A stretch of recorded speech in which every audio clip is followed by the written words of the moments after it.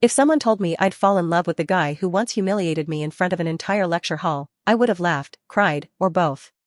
But life doesn't ask for permission before flipping your world upside down. It all started in my second year of college. I wasn't unpopular, I was invisible. And trust me, there's a difference. People don't go out of their way to ignore you if you're unpopular. But if you're invisible? They step over you like you're part of the floor. Except for him. Noah Carter. Everyone knew him. He was the golden boy of Eastbridge University, captain of the debate team, always surrounded by people who looked like they were bred for magazine covers. And me? I was the girl in the back row who always wore oversized sweaters and hoped no one asked for my name. But one day, my luck ran out. It was in public comm, and a professor was doing this thing where he called on random students to give impromptu speeches. I prayed, begged silently in my head, not to get picked. But of course, he said, let's hear from you. Back row. The one hiding behind her laptop. I stood up, heart pounding. My hands were shaking so badly I almost dropped my water bottle. I managed to croak out a sentence about self-esteem, and that's when Noah laughed. Loud enough for everyone to hear. Self-esteem, he said. Pretty sure it ran away from you years ago. The class burst out laughing. I froze. The professor didn't stop him. No one did. And just like that, I wasn't invisible anymore, I was the punchline. For the next few weeks, I became that girl. The one Noah teased every chance he got. Sometimes it was loud, like when he'd accidentally mispronounce my name during group discussions. Other times it was subtle, like the way he'd smirk at me during presentations, just enough to throw me off. But the worst part wasn't the bullying. It was how I started to expect it. To wait for it. Like some messed up daily ritual. My friends told me to ignore him. Some even said, maybe he likes you. You know how guys are. That made me feel sick. But what made me feel even worse was that, somewhere deep down, I did notice him. His eyes. His confidence. The way he lit up a room even when he was ruining mine. I hated that I noticed. I hated that my heart beat faster when he walked by. And most of all, I hated that I couldn't stop wondering if there was something more behind the smirks and mockery. I never got the chance to find out, at least not then. College ended, and I swore I'd never think of him again. I graduated with decent grades, moved back to my hometown, and applied for every job in digital marketing I could find. Weeks passed. Then months. Interviews came and went. I was just about to settle for a receptionist position when I got an email. Welcome to Bytespace Media. We're thrilled to have you on board. I screamed. Not out of joy, but shock. Bytespace was my dream company. Modern, ethical, led by women. I couldn't believe they chose me. I packed up and moved to the city overnight. My first day was a blur of orientation and paperwork, until I walked into the open-plan office space and saw him. Noah Carter. In a suit. With a name tag that said lead strategist. I nearly turned and walked out. He looked just as surprised to see me. Wait, Amelia, he said, eyes narrowing. You work here? Apparently, I muttered, heat rushing to my face. Wow. Small world. He gave me that same smirk, the one that used to unravel me like thread. But this time I didn't flinch. I looked him dead in the eye and said, don't worry. I'm not here to make your life miserable. I've got better things to do now. And walked past him. I felt his eyes follow me all the way to my desk. I didn't know what game fate was playing, but one thing was clear, this wasn't college anymore. I wasn't that girl in the oversized sweater.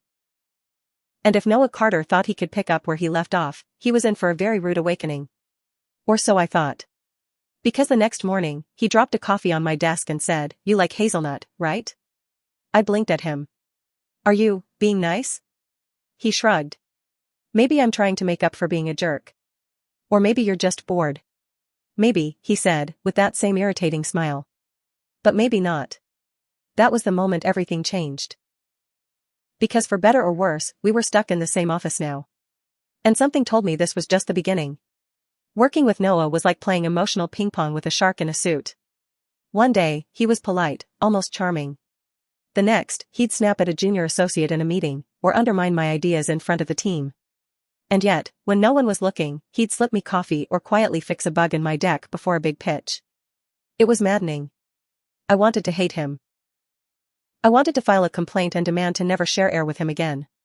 But then I'd catch him staying late to help an intern, or defending a nervous speaker in a client call, or, worst of all, looking at me like he regretted something. And I hated that it worked.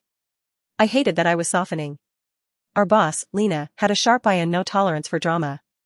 So when she called us both into her office after a morning team huddle, I braced for impact. "I'm putting you two on the Crestwood pitch," she said. "You're our strongest strategy creative duo, and they're a multi-million-dollar client. Don't screw this up." I opened my mouth to argue, then saw the glint in Lena's eye. This wasn't a suggestion. It was a test. A big one. Crestwood would either make or break our future at Bytespace. I glanced at Noah, who gave me a look I couldn't read. "Got it," he said. "We'll deliver." And just like that, we were officially partners. I spent the first few days of the project waiting for the worst. But surprisingly, he wasn't awful. He listened. He took notes. He even complimented my storyboard draft without a single sarcastic comment. "You've changed," I said one night, while we were eating takeout at the office. "You haven't," he said. "You were always better than people saw." I just didn't know how to handle that. "So you bullied me?" "Yeah. I was stupid." He didn't dodge it. Didn't deflect. Just stared down at his noodles like they held all the answers to the universe. "Why tell me now?" I asked. "Because you deserve better than radio silence and old wounds." My throat tightened. I wanted to believe him. But part of me still held on to that girl who cried in the dorm showers, replaying every insult like it was a song on loop. "I don't forgive you," I said. "Not yet." "I'm not asking you to," he said. "I just want to start over. If you'll let me." I didn't answer. But I didn't walk away either. That weekend, we worked through mock-ups, rewrote taglines, and tested analytics like our lives depended on it. And the weirdest thing? We worked well together. Our ideas clicked. Our energy matched. And every time he leaned over my desk to point at something on my screen, my heart did this stupid flutter thing I couldn't control. It wasn't supposed to be like this. He was my high school nightmare in a tailored suit. I was supposed to rise above, not fall back in. But then the night before our final pitch, we stayed at the office late to rehearse. It was just us, the city lights, and a storm rolling in through the windows. I was running through my lines when the power blinked out for a second. My screen froze. The AC shut off. We both froze. "That's not good," I whispered. "Backup generators should kick in," Noah said. They didn't. 5 minutes passed. Then 10. "Well," I said, finally turning to him, "this is officially a rom-com setup." "You think this is romantic?" he teased. I meant the awkward part. "Oh. Right." He stood up and walked to the window, then turned back toward me. "You know I meant it, right? About starting over?" I looked at him. Really looked at him. The sharp jawline. The dark eyes. The regret. And something else, something gentler than I remembered. "Why me?" I asked. "Because no one ever made me want to be better the way you do," he said. "Even when I was at my worst." The air felt heavy, like something important was about to happen. I didn't say a word. I just walked over and stood next to him, watching the rain. We didn't touch. Didn't speak. But something shifted. In that quiet, dark office, something started to heal. And even though I didn't know where we were headed, I knew one thing: this wasn't the end of the story. It was the beginning. After that night, something changed. Not just between us, but in me. I started showing up to work with a little more confidence, a little more edge. And Noah, true to his word, didn't push. He didn't flirt. He didn't rush. He just showed up. With ideas. With respect. With effort. It was infuriating. And oddly attractive. The Crestwood pitch was the next day, and I was a mess of nerves. We'd been prepping for weeks, but my stomach still twisted itself into knots every time I thought about standing in that boardroom with a dozen suits judging my voice, my slides, my ideas. No one noticed. Of course he did. "You're gonna kill it," he said that morning, handing me a coffee. "Hazelnut?" I asked. "Extra shot," he said. "To match your bite."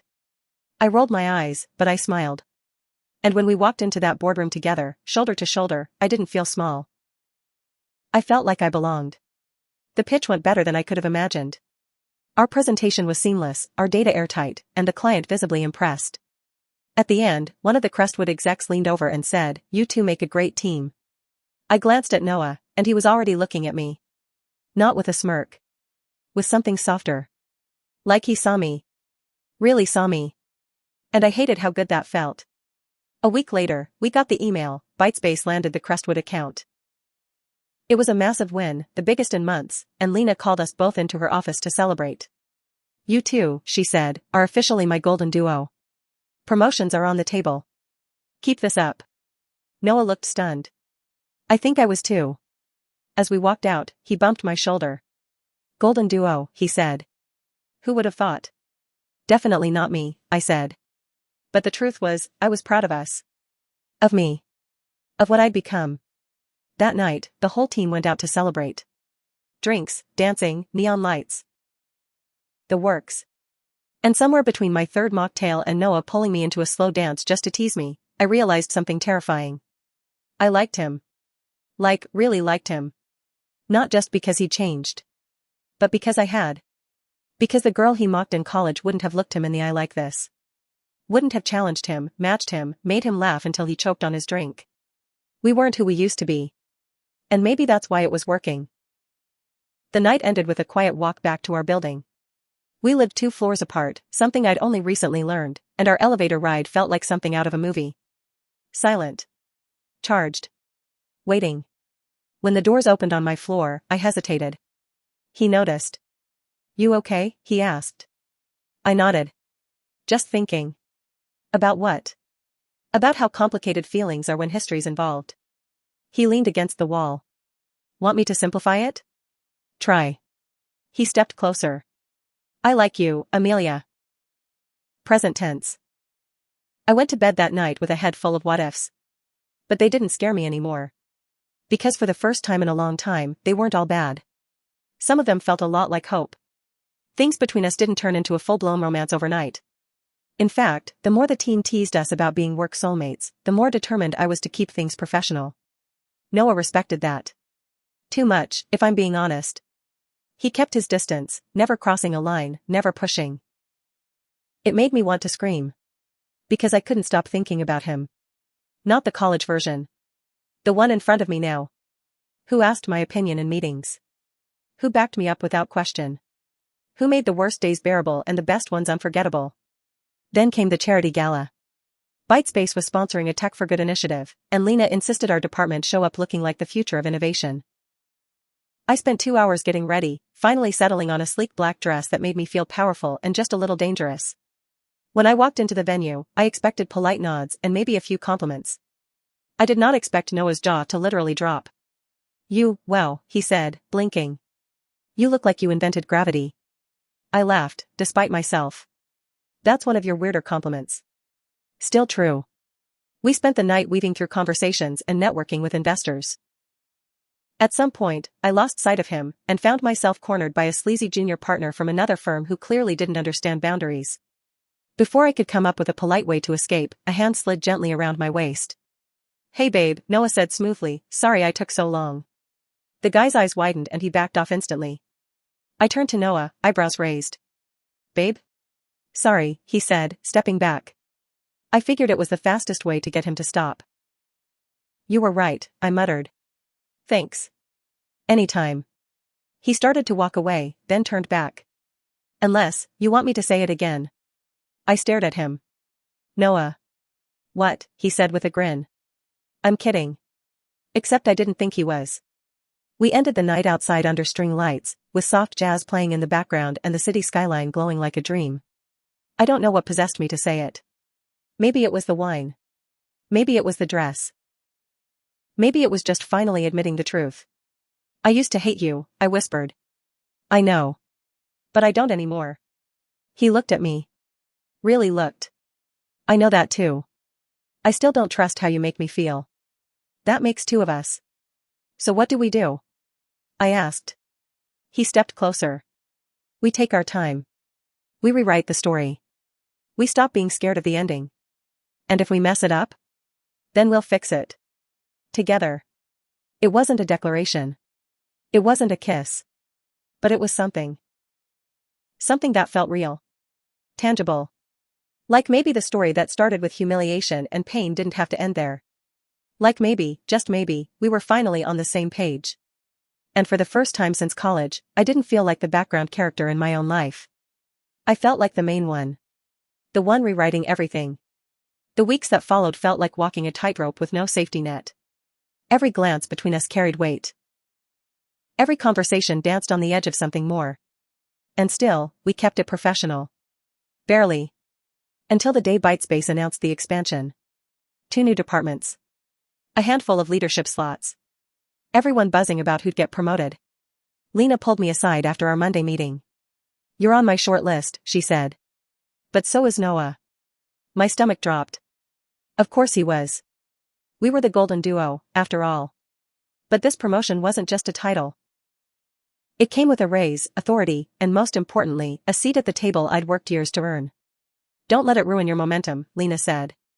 "May the best strategist win." That night, I couldn't sleep.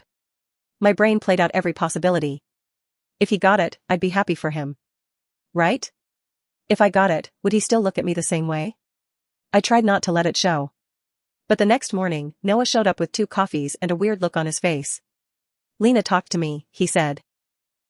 "Same," I replied, already bracing for the awkwardness.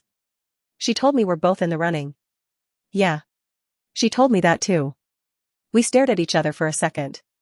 Then he smiled. "Good. Keeps things interesting." "You're not upset?" I asked. "Amelia," he said, "I want you to win. Even if it's over me."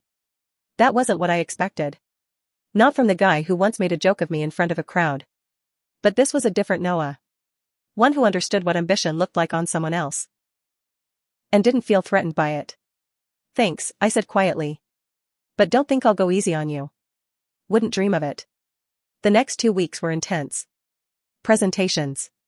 Late nights. Proposals polished until they sparkled. And through it all, we remained, us. Competitive. Respectful. Occasionally flirty. Then, the day came. Lena called a company-wide meeting and announced the promotions.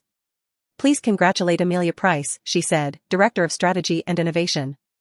I blinked. For a full 5 seconds, I forgot how breathing worked. People clapped.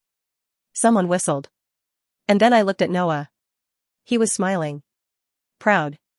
Not a trace of resentment in his eyes. After the meeting, I found him in the hallway. "You sure you're okay?" I asked. "Are you kidding?" he said. "You crushed it. I saw your proposal, it was genius." "Still," I said, "this means we won't be working side by side anymore." "True," he said, stepping closer. "But maybe it means we stop pretending we're just coworkers." My heart skipped.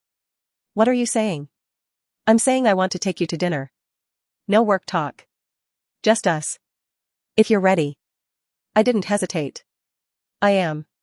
And just like that, the line between then and now finally blurred. I was no longer the girl hiding in a lecture hall. I was the director. The strategist. The one he respected. The one he wanted. And for once, I wasn't afraid to want him back. Dinner with Noah wasn't like the slow-burning tension we'd danced around for months. It was easy. Natural. A little awkward, in the most endearing way. We went to a rooftop bistro with fairy lights and city views, and for once, we didn't talk about work or clients or campaign deadlines. We talked about music. About childhood. About how he used to sneak into his sister's ballet recitals just to make fun of the boys in tights. Until he got caught and had to sit through a full 3-hour performance in the front row. I laughed so hard I choked on my pasta. He looked at me like he'd been waiting for that laugh for years. And I guess, in a way, he had. When the check came, he reached for it, and I swatted his hand. "We're both professionals," I said. We split. "You'll ruin my gentleman reputation," he teased. "You bullied me in college." That ship sailed. Fair. But he let me pay half. Progress. After dinner, we walked through the city like 2 people with no history and all the time in the world. We passed a fountain, and he tossed in a coin. "What did you wish for?" I asked. "Can't tell you," he said. "Might jinx it." Coward. "You make one." I closed my eyes, tossed my own coin, and wished, for what, I'm not entirely sure. Maybe for peace. Maybe for possibility. Maybe for the chance to believe that people could change and love could be earned. When I opened my eyes, he was watching me. You look different now, he said softly. Stronger. I am, I said. I had to be. He nodded. I see that. And I like who you are now. But I also hate that I didn't see you back then. You weren't supposed to, I said. I wasn't ready to be seen. We stopped walking, and for a moment, the city disappeared. It was just us. History humming beneath our feet. And then he leaned in. No rush. No games. Just a quiet kiss, soft and unsure, like a question he wasn't sure he had the right to ask. I kissed him back. Like an answer I'd been afraid to give. It didn't fix everything. It didn't erase the past. But it made the present a little brighter. A little warmer. And for the first time, I didn't flinch at the idea of letting him in. Of letting myself feel something real. We said goodnight in front of my building, both a little breathless and a lot uncertain. But he didn't ask for more. He just said, text me when you get upstairs. And I did. And the next morning, he brought me coffee. Hazelnut, extra shot. And this time, it didn't feel like an apology. It felt like a beginning. Things moved faster after that night. Not in a reckless way, but in the way things do when they've been simmering beneath the surface for a long time. We weren't hiding anymore. We weren't tiptoeing around what was happening. We were dating, publicly, officially, terrifyingly. And of course, the office found out in approximately 5 seconds. It started with side glances, then escalated to whispered jokes at the espresso machine and someone changing our Slack names to Bytespace power couple. I tried to be annoyed. But truthfully, I didn't hate it. I was proud of us. Of what we'd become. And I wasn't used to that. Neither of us was. Noah was especially careful, always making sure work came first. During meetings, he treated me like any other director. No special treatment, no inside jokes. But after hours? That's when he made up for it. Late dinners. Quiet weekends. Movie marathons that ended with us tangled on my couch, forgetting there was a world outside our tiny bubble. It was sweet. It was safe. Until it wasn't. The rupture came on a Thursday. Bytespace lost a major client overnight, someone high-profile, someone who'd made it clear they blamed strategic missteps. And even though it wasn't my department's fault, the fallout landed right at my feet. Lena called me into her office, handed me a stack of reports, and said, fix this. Or someone else will. I worked through the weekend, barely sleeping. Noah offered help, but I snapped. I need to prove I can handle this alone, I said. You don't have to do everything alone, he replied. Yes, I do, I snapped. Especially now. Especially with everyone watching us. His face shifted. Hurt flickering just behind his eyes.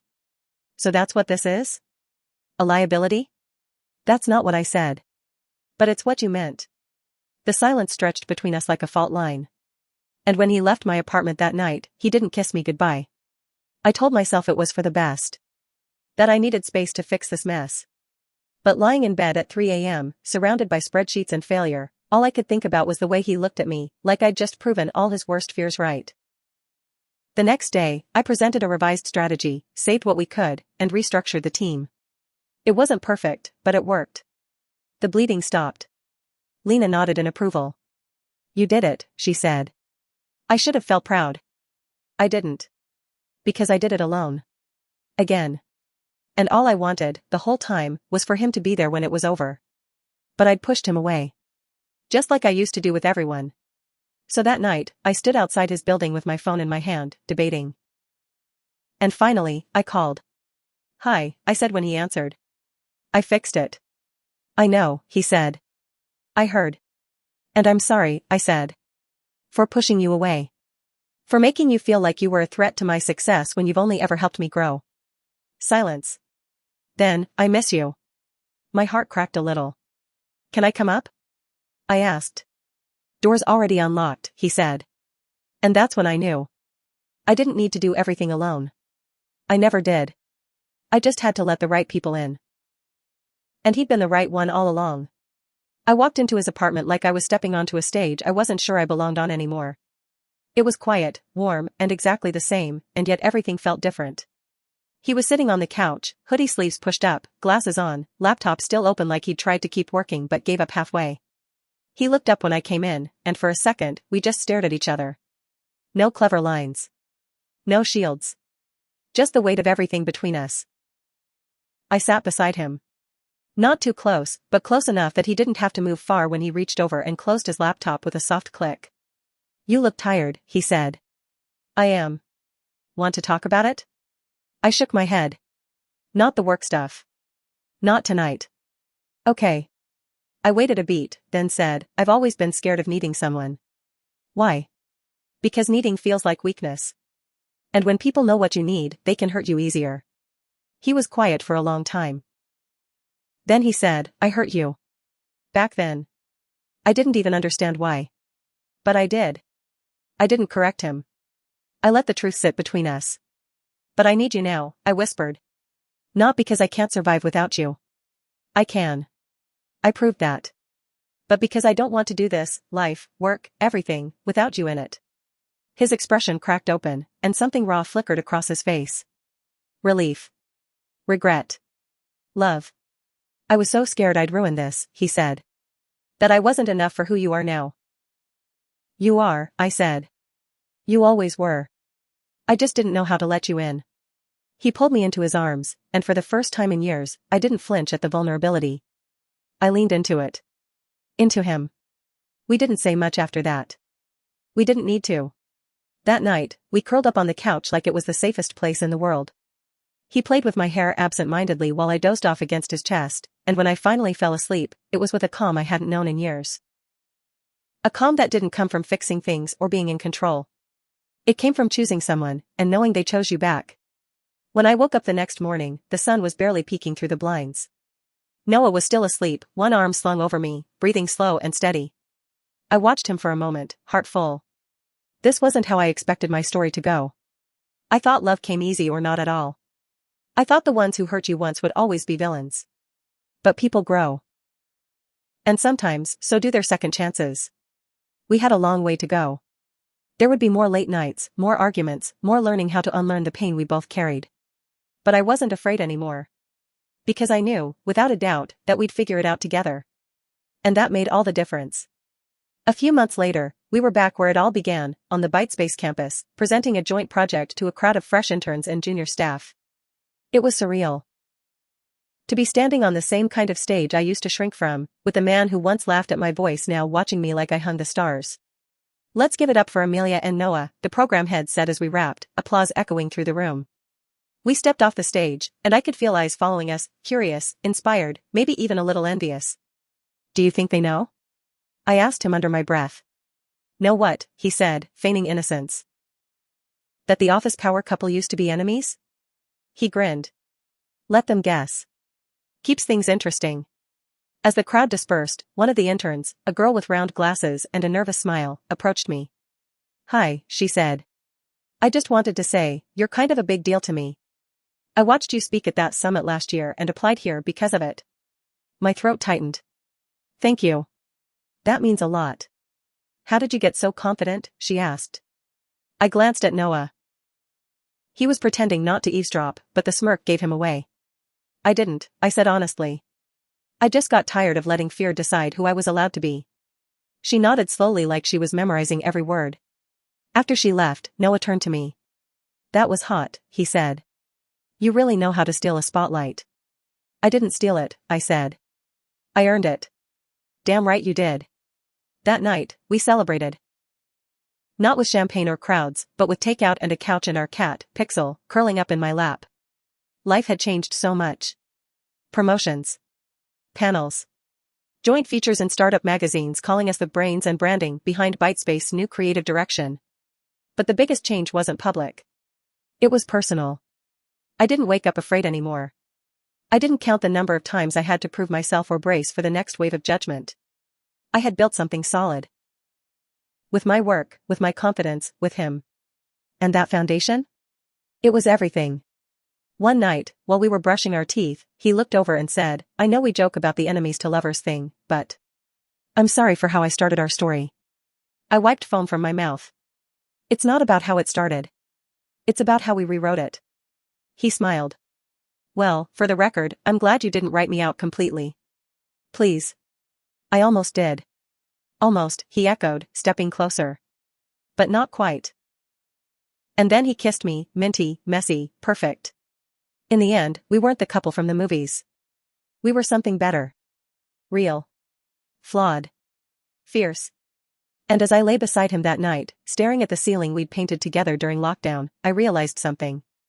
Maybe the girl I used to be wouldn't recognize this version of me. But she'd be proud. So proud.